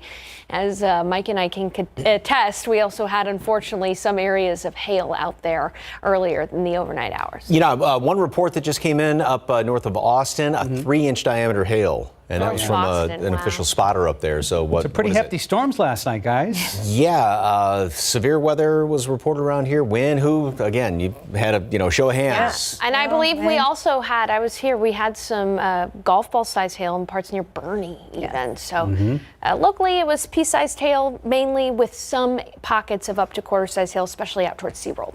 Yep, and a lot of rain, too. Some folks over on the west side of town picked up more than 2 inches of rain. All right, this morning, the rain has moved on out of here, but like Sarah was just talking about, the roads are going to be on the damp side. So if you're heading on bus, taxi, car, whatever it is, just kind of take your time. Temperatures, jacket's not a bad idea, 55 degrees. So, with all that moisture out there, kind of a dampish cool. And then, boy, very warm today, up to 82 degrees. And the wind's going to be shifting around out of the southwest. And so that's going to help to really heat things up. And that's why we're going to be one of the reasons why we're going to be well up into the 80s. Talking about hail, this is out toward Kerrville. So a lot of folks did see hail all around the area and, kind of what is that, pea to marble sized hail out there. And we had some up around Canyon Lake that was definitely about golf ball size hail in the overnight hours. So pretty good picture as of right now. And a lot of clear skies are actually being reported, especially out to the west. So things are going to be clearing from west to east as we go through the morning. Fog is it's improved quite a bit. It was down to zero visibility about an hour ago around Bernie Stage and very thick fog around Kerrville. That's improved. But Sarah was talking about going out 90 Castroville Hondo. You're going to run into a bunch of fog there and also down around Pleasanton. So watch out for that. All of the rain, this is just a little bit of clutter left over in behind it, but all the heavy rain has now moved well off to the east of us. And we've actually dropped down now to 53 degrees here in town, 44 Kerrville, 45 in Bandera. And as that cooler air was trying to run into some of this moist air, that's one of the reasons why we're seeing a lot of this fog develop. We are going to be continuing to clear out throughout the day, so plenty of sunshine, good looking day, low humidity, so it is going to be very comfortable today. It's not going to last all that long, so the humidity cloud's going to come back in here very quickly. We're going to have some rain around the area tomorrow morning throughout most of the commute. It's not going to be constant, but just a lot of some light showers around. Perhaps a lull in the action throughout the afternoon, still plenty of clouds, but then we get another disturbance moving across the area. So that's going to be touching off some more showers and thunderstorms late tomorrow night, early on Thursday. Then that will all clear on out of here. And we've got a good looking stretch of weather then going on into the weekend, but it is going to heat back up going into the weekend. Also, Storm Prediction Center now has a marginal risk for some strong to severe storms, and this would be late tomorrow night into early Thursday morning, primarily for the hill country right now. But again, think about it. Yesterday we had that risk for severe weather, but that was confined well up to the north. However, further on south, we got some of those severe storms. So just kind of a broad brush, if you will, and just we'll see how that gets maybe amended as time goes on, whether they expand that marginal risk for severe weather for tomorrow night. So going back about 12 hours, here's the line of storms that developed and really started to blow up in the overnight hours. And that's all kind of associated with this huge low right here just to the north of us. That will continue to work its way on out. But again, another disturbance is going to be sliding on in here. And that's what's going to give us the rain then late throughout the day tomorrow, I should say. And then tomorrow night into Thursday. 73 today at noon, mostly sunny skies. Really good looking day. Humidity is going to be very comfortable out there. We're going to have that southwesterly wind, which is going to help to heat things up. 82. Now tomorrow we stay right around 80. A lot of clouds, a few showers around starting off. The humidity comes back in here. So it looks like it may be a damp commute tomorrow, and then more rain tomorrow night into Thursday, and will be slightly cooler on Thursday, 75 degrees, but that's just down to a normal high temperature, the average high temperature. 48 to start off Friday, big warm up, and then we really start to heat up over the weekend. We're looking at some mid 80s and maybe some upper 80s and low 90s off toward the Rio Grande Valley over the weekend. Back to the 80s, but at least not like high 90s, not yet. Not yet. Yeah. No. Thanks, Mike. Soon to come. 620, about 54 degrees. And a family in the hospital after a ski lift chair detached and crashed to the ground in Pennsylvania. Find out more in today's GMA First Look. Here's your secret word of the day. Enter it on KSAT.com/Circle K for a monthly chance to win free gas for a year. Every entry wins a medium coffee. Win with Circle K and GMSA. Family meeting! We have big news. New Kellogg's Cinnamon Roll Frosted Mini Wheats. Bakery fresh cinnamon roll flavor in every bite. You're gonna love them. Can you be free of hair breakage worries? We invited Maho to see for herself that new Dove Breakage Remedy gives damaged hair the strength it needs. Even with repeated combing, hair treated with Dove shows 97% less breakage. Strong hair with new Dove Breakage Remedy. Pampers, the #1 pediatrician recommended brand, helps keep baby skin dry and healthy. So every touch is as comforting as the first. Pampers, the #1 pediatrician recommended brand. No matter what sometimes keeps you up, Nature Made helps you win the night. Our melatonin gummies are scientifically developed to help you fall asleep faster naturally. Nature Made, the #1 pharmacist recommended vitamin and supplement brand. In this morning's GMA First Look, a chairlift scare. A father and his 2 children are recovering after falling from a ski lift at Camelback Ski Resort in Pennsylvania on Sunday. Douglas Mackey was at the resort skiing with his son when he let the father and 2 kids go ahead of him on the lift. Mackey seeing it all happen. He just reached out to grab his kids, man. And next thing I knew, they were falling. And those kids were screaming, and it was pretty bad. And we're sitting there. We know what to do. Mackey is still upset. That part bothers me a lot because that was my chair. And we'll have the very latest on the investigation into this harrowing accident coming up at 7 a.m. With your GMA First Look, I'm Stephanie Ramos, ABC News, New York.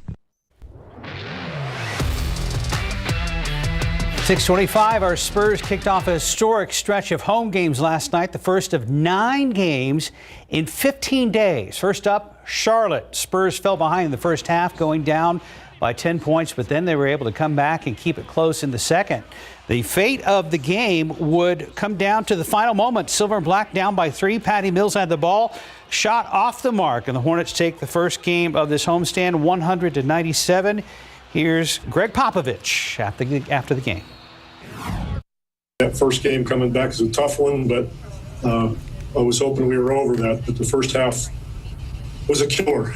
Second half, I thought they competed. We played better, played together, and gave ourselves a chance to win. But we had to dig out. Spurs have a night out before continuing their home stretch. Some guy named Kawhi Leonard and the Clippers will be in town for the next 2 games. First of a back-to-back scheduled for tomorrow night at 7:30. Go Spurs, go. Yeah. Kawhi Leonard. Yeah. Go Spurs, go. Definitely. Time now, 6:26 and 54 degrees for now. Well, coming up this morning, we'll have the very latest out of Boulder, Colorado. They have 1 person in custody after a deadly mass shooting at a grocery store. We will have the very latest on the investigation.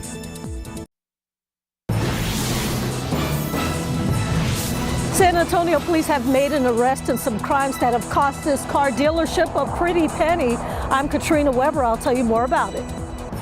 San Antonio police need your help identifying 2 suspects that are wanted for aggravated robbery from earlier this month. Good morning, I'm Sarah Costa. In just a bit on GMSA, we'll show you that surveillance video.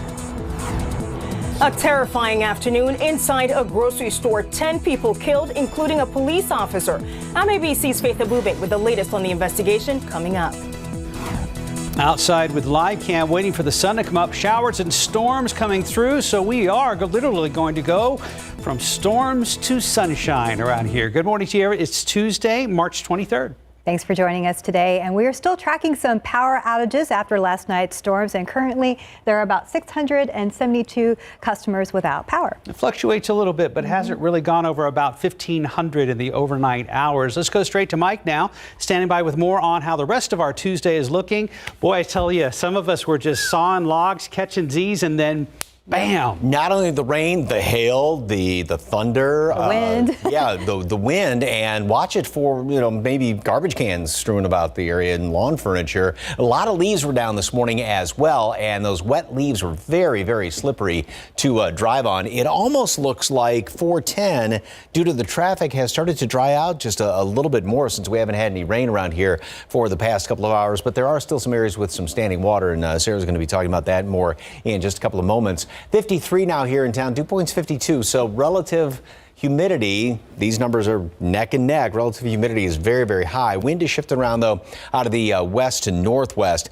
Now, Castroville, just not too long ago, had zero visibility. It's back up to 10 miles, so the fog obviously has gone away. Still some thick fog around Hondo and Pleasanton. A little bit's being reported around New Braunfels. And all the rain, it's almost off this map. There's a little bit of leftover kind of clutter in behind, but boy, it really moved on through here. We got some very decent rainfall amounts, picked up about 0.4 of an inch out there officially at the airport. Some areas picked up even more than an inch of rain as those storms moved on through. Allergen, boy, a lot of oak, hackberry, mulberry, the whole laundry list. Hopefully a lot of this got washed out with some of that rain. So rain is going to continue to end and move on out off to the east. And actually things are starting to clear out in portions of the hill country. Clear skies are being reported. Plenty of sunshine today. We get up into the low 80s, and then it's not going to last all that long because more humidity is going to come back in overnight. Clouds will return. We are going to have some more showers around tomorrow morning to start off, and then throughout the day, a couple of those showers, even overnight into Thursday. Then we clear on out, and it is going to start to warm up again as we head on into the weekend. It's going to be warm or downright hot this weekend. Details coming up in just a couple of minutes. Traffic Authority, Sam's off today. Sarah Spivey, what's the latest? Hey, good morning. You were mentioning that fog, Mike, that areas out to the west near Hondo, probably going to be experiencing some fog. So I want to go ahead and highlight those areas really quick for you. Yeah, from along 173 from Hondo down to Pleasanton, even out toward Divine if you're coming inbound along 35. Those are the areas that are going to have the fog that you'll need to use those low beams rather than the high beams. But around San Antonio, there's not too many issues. However, there is one at the airport that I want to continue to mention. This is on the eastbound frontage road of 410 near Broadway. So if you have an early morning flight, you're going to want to plan to give yourself a little bit more time, especially if you're traveling along those eastbound lanes of 410 to get to the airport, because here's what the picture is like. This is that frontage road right there. And then these are the eastbound lanes of 410. You can see that the traffic is backed up a little bit along those eastbound lanes of 410. And the reason why the traffic is backed up is because on that frontage road there is some high water that authorities are encouraging us to avoid from last night's storms. Those are the only really big issues right now: the fog out to the west and this high water on the eastbound lanes of that frontage road of 410. I'll continue to update you throughout the morning. Thank you, Sarah. A couple of hours on a car lot could lead to years in prison for one man. He's accused of stealing thousands of dollars worth of car parts. Our Katrina Weber is live where it happened near Interstate 35 and Southwest Military. Now, Katrina, we understand this has to do with a car part that seems to be in high demand. Yeah, we've actually done several stories on the theft of those parts, the catalytic converters. Police told us that people everywhere, from apartment complexes to car lots like this one, are being victimized. And in this case, this lot got hit hard twice last December. Police believe that 36-year-old Rolo Ramirez is the person who cost South Point Automotive more than $18,000. The arrest affidavit says he was caught on camera twice here, sneaking onto the lot, then going to work underneath the cars. It says in one case, Ramirez spent about 2 hours here.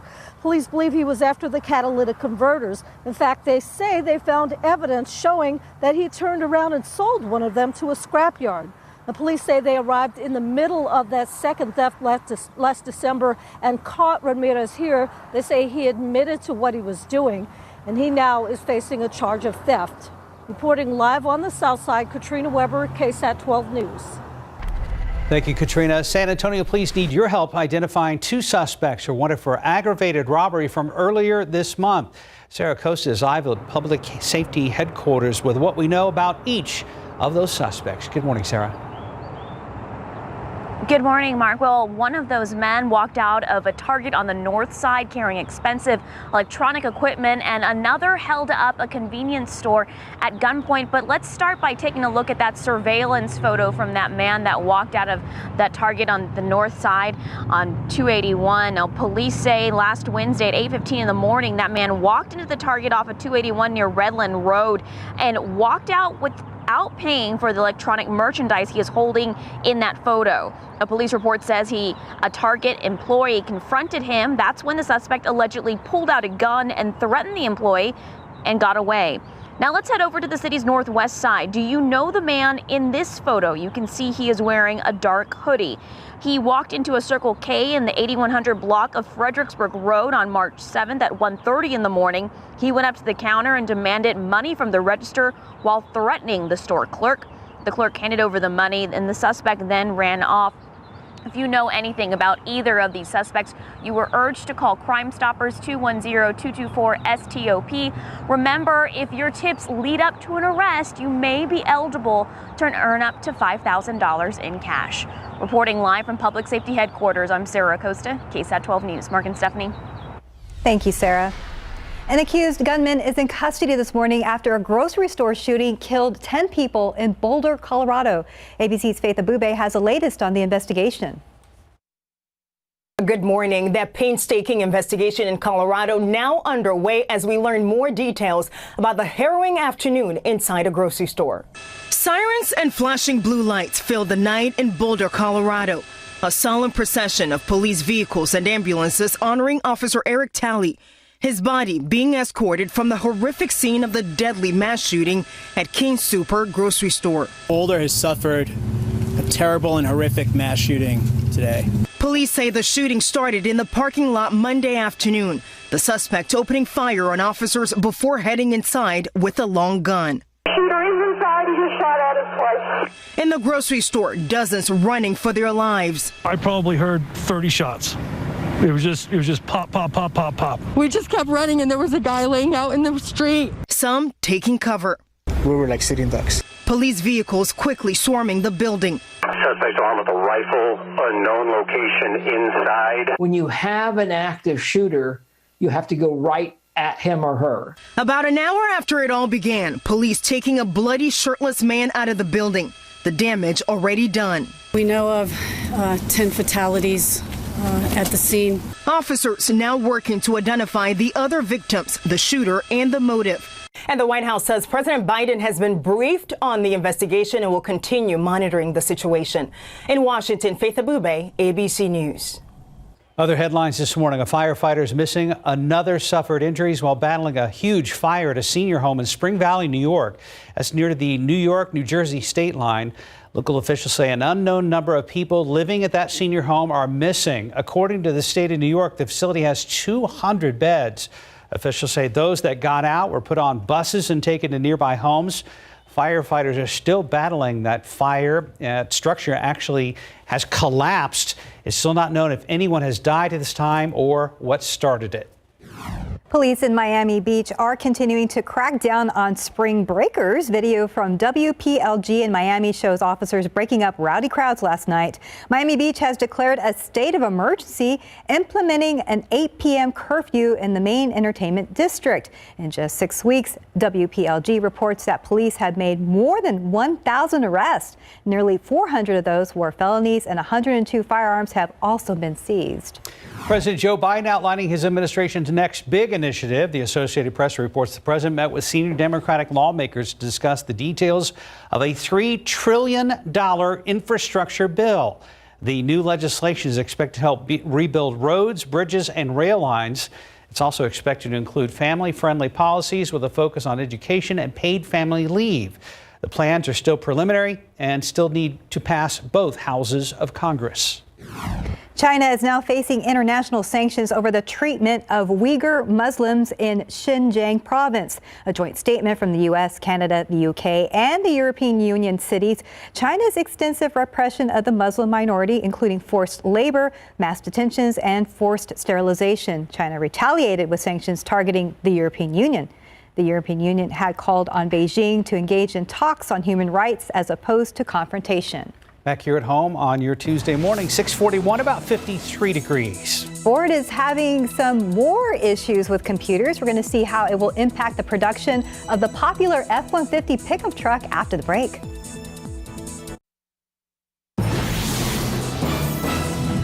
The move is the latest ripple effect from the global semiconductor shortage, which earlier this week forced Honda and Toyota to announce production cuts at some North American factories. GM, General Motors, has also been forced to build pickups without some computers inside them and now forced to install them later. Ford's move is likely to tighten inventory of the F-Series pickups. It happens to be the top-selling vehicles in America. Inventories are already tight because of the high demand and production losses because of last year's pandemic, and it actually made a lot of factories shut down. Ford also says it will build the Edge SUV without computers and ship them later, and it will cancel some shifts Thursdays and Fridays at assembly plants in Louisville, Kentucky, where the Ford Escape SUV is being made. Automakers said they don't expect the chip shortage to get any better anytime soon, especially before the third quarter of the year. Ford says the shortage could cut its pre-tax earnings by $1 billion to $2.5 billion, even if it makes up for some of the lost production in the second half of the year. Industry officials say semiconductor companies diverted production to consumer electronics during the worst of the COVID-19 slowdown in auto sales last spring. Global automakers were forced to close plants that way to prevent the spread of the virus. When automakers recovered, there simply were not enough chips as the demand for personal electronics boomed. Guys, back to you. It's about quarter till. I know earlier this morning, Sarah was looking at some fog in the Bernie area. How are the roads looking now? Well, in Bernie, the roads are just fine. In fact, the fog has lifted for many folks. There are a couple of areas out to the west, like toward Hondo, that are still a little foggy. But what I'm showing you here right now, these are the eastbound lanes of 410, and this is the frontage road there. You can notice that there are some first responders there. That frontage road of the eastbound lanes of 410, this is at Broadway, parts of them are closed off because of some water still on the roads from last night's storms. And I can actually show you where that is on the map here. There's the airport, and here's where that is, the eastbound lanes of 410. It's that access road there, that frontage road right before Broadway. That's where we're seeing some of those lanes closed and traffic is a little bit slower. Of course, traffic is busy around the airport this time anyway, with people catching early morning flights. Looking at some inbound times, things look pretty good along I-10 from Bernie. About 24 minutes, a little bit of a slowdown along 281 south inbound from Bulverde, where it's going to take you about 28 minutes because of the traffic lights there on the north side of Bexar County. Speaking of Bernie, Mike, last night, Bernie had some hail. They had some golf balls to quarter to golf ball size hail in places. Yeah, a lot of folks had some hail. I heard some on my back deck this morning, too. But now this picture's a little out of focus. But there's the quarter and that hailstone, and they line them up quite nicely. So this is about almost silver dollar sized hail, so almost twice as big as that one. That's a big old chunk, and the hail was big enough to prompt, as well as some of the winds, to prompt some severe thunderstorm warnings in the overnight hours. And of course, then this goes back to just about 1:15 this morning, right around Canyon Lake. That little spot right there, that was the radar indication, and that's why the Weather Service did issue a tornado warning at one point right there around Canyon Lake. There were no reports on the ground that I have heard of. They may be going out there to confirm it. They would go out to look at the debris signature to see how debris is strewn around, and that would determine then if it was a tornado or straight line winds out there. And haven't heard yet if the Weather Service is going to be checking that out with ground observations. All right, as far as rainfall in the past, actually just in the past couple of hours, Bernie picked up about 0.4 of an inch. Same thing at the airport, 1/2 inch Rio Medina, and Comfort, about just over an inch of rain. Bulverde, 0.8. I mean, some great rainfall amounts around here. It was fantastic. And a lot of that did fall in parts of the recharge zone. So That's some good news. And here's a shot of 410, and you can see the road looks like it's kind of dried out a little bit with all the traffic on there. Now, we still do, as Sarah mentioned, have some fog around Hondo. Kerrville has dropped back down to a quarter-mile visibility, and it's improved quite a bit around Pleasanton. Temperatures, it's coolish out there. Grab a jacket. 40s in the hill country. It's actually cooled down about 5 degrees or so in the past couple of hours in the hill country, and we've cooled down about 4 or 5 degrees as well here at the airport. Yesterday made it up to 73. That was it because of the cloud cover, but then got up into the upper 80s down there around Laredo. And today, though, different story. Most everybody is going to be well up into the low to even mid 80s, going for 82 out there at the airport today, which is well above normal. And just wait to see what the weekend forecast has. A lot of sunshine today. We're already seeing some clear skies out in parts of the hill country right now. Things will continue to clear out, but it's not going to last all that long because humidity is going to come back overnight, as will the clouds, and we'll have some rain, some light showers around the area tomorrow morning. Throughout most of the morning, perhaps a break in the action in the afternoon, but then we are going to have another round of some showers and thunderstorms move through here overnight, tomorrow night into Thursday, and the first part of the day Thursday, then that will be clearing on out. And once again, Storm Prediction Center has a marginal risk for some severe storms in parts of the hill country. And this is for late tomorrow night and early on Thursday. It's going to be interesting to see how this is modified as time approaches with that, whether it gets expanded or taken away. So that'll be something we have to keep an eye out for again tomorrow night into early Thursday morning. Today, 73 at noon, mostly sunny skies. Good looking day out there. Wind is going to be shifting around to the southwest. That's going to help to heat us up too. That combined with the dry air that heats up very quickly. 82 for a high temperature today. Humidity, clouds come back in overnight, so we will have some rain around tomorrow morning. We make it up to 80 in the afternoon. And then Thursday, we'll start off with some showers and thunderstorms as well. 75. That's going to be the, if you will, coolest day. That's a normal temperature, and then back to the 80s and even mid 80s, perhaps some upper 80s by the weekend. Well, between the pollen count and all the different allergens and that chance of storms and warming up, spring is officially here. Oh, yeah. Hopefully a lot of that stuff got washed out of the air, all that pollen in the overnight hours, because, boy, there's a slew of it. Yeah, well, a good payoff for the rain, right? Yeah, beautiful rain. Thank you, Mike. 6:51, about 53 degrees. And low-income renters were hit the hardest during the pandemic. Tomorrow on GMSA, we're going to hear from a Zillow representative about the new data. Outside with live cam, waiting on that Tuesday morning sunrise. It's just beginning out there. We're going to check and see where folks might be tapping the brakes on the roads with Sarah Spivey coming up. Good morning. Coming up here on GMA, new details about the deadly mass shooting at a supermarket in Boulder, Colorado. We'll tell you what we're learning about the victims and the possible motive. Matt Gutman is there for us with the latest live this morning right here on GMA. Coming up today on GMSA at 9, springtime is here, and that means many of us will start to beautify our lawns. Hiring a lawn care professional can help get your lawn in tip-top shape, but you want to make sure you're getting the best service for your dollar. That's right, and this week's Money is Personal, what you need to know before you hire a lawn care professional. That's at 9 after Good Morning America. For now, let's take one last look at the roadways with Sarah Spivey. A couple of crashes to talk about as things are starting to pick up here as we see the morning commute develop. Let's go ahead and take a look at one on the north side. This is 1604. This is eastbound at Blanco. There is a rollover crash there, so you can already see that traffic is starting to back up. Then we've also got some high water on the 410 eastbound frontage road near Broadway. Parts of that frontage road are closed, and that is also backing up some traffic. Other than that, just your regular morning congestion in some places, and we'll be continuing to keep an eye on things throughout the rest of the morning. How's the weather, Mike? Well, it looks fantastic. We're seeing the glow of the sunrise this morning. Things are clearing out quite nicely. Still some fog up the road in Kerrville, Hondo. Everybody else is looking pretty good, and some fog well off to these. Down to 52 right now, mid 40s in the hill country. Grab a jacket. Boy, you won't need it later on today. 82 for a high temperature. What a night. Have a great day, everybody. Yeah, we'll see you back here at 9.